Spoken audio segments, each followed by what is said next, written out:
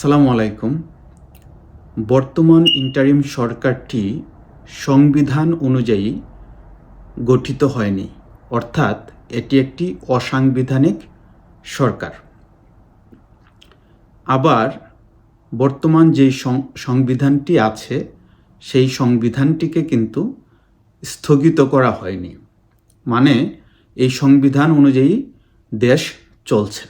কিন্তু এই সংবিধানটিকে সংশোধন করার জন্য অথবা পুনর্লেখন করার জন্য এই সরকার একটি সংবিধান সংস্কার কমিটি করেছে। বৈষম্য বিরোধী ছাত্র আন্দোলনের যে সমন্বয়কগণ ছিলেন তাদের অনেকে আবার বক্তৃতায় বলছেন বা বিভিন্নভাবে বলছেন তারা এই সংবিধানটিকে ছুঁড়ে ফেলে দিবে, কবর রচনা করবে, ইত্যাদি ইত্যাদি। এখন আসুন এই বর্তমান সংবিধানে এই বিষয়ে কি বলা আছে।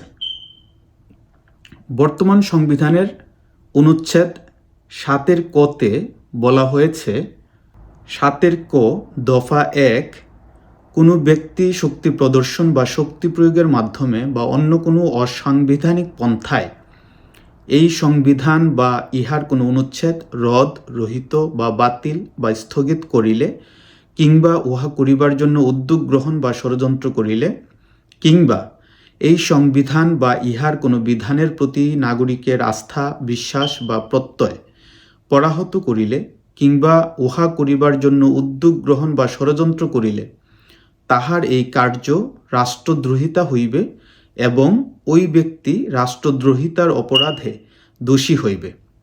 দফা 2, কোনো ব্যক্তি এক দফায় বর্ণিত কোনো কার্য করিতে সহযোগিতা বা উস্কানি প্রদান করিলে, কিংবা কার্য অনুমোদন, মার্জনা, সমর্থন বা অনুসমর্থন করিলে তাহার এইরূপ কার্যও একই অপরাধ হইবে।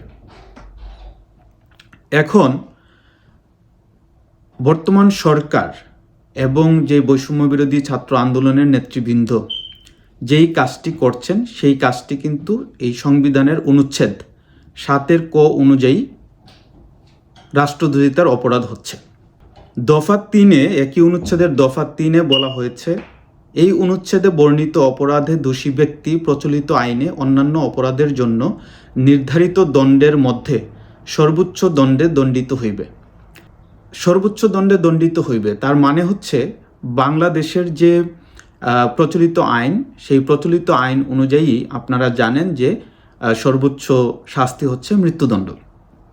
সুতরাং যদি কেউ রাষ্ট্রদ্রোহিতার অপরাধে এই অনুচ্ছেদের আন্ডারে রাষ্ট্রদ্রোহিতার অপরাধে দোষী হন, তাহলে ওনার সর্বোচ্চ সাজা হবে মৃত্যুদণ্ড।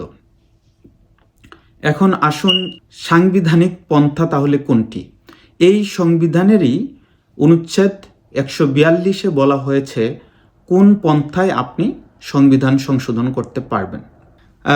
অনুচ্ছেদ 142 অনুযায়ী যদি সংবিধান সংশোধনের প্রয়োজন পড়ে, একমাত্র সংসদই কেবল সংবিধানকে সংশোধন করতে পারে। সেক্ষেত্রে সংসদের যে সংসদ সদস্যগণ থাকবেন তাদের 2/3 ভোটে পাশ হলেই কেবলমাত্র সংবিধানকে সংশোধন করা যাবে।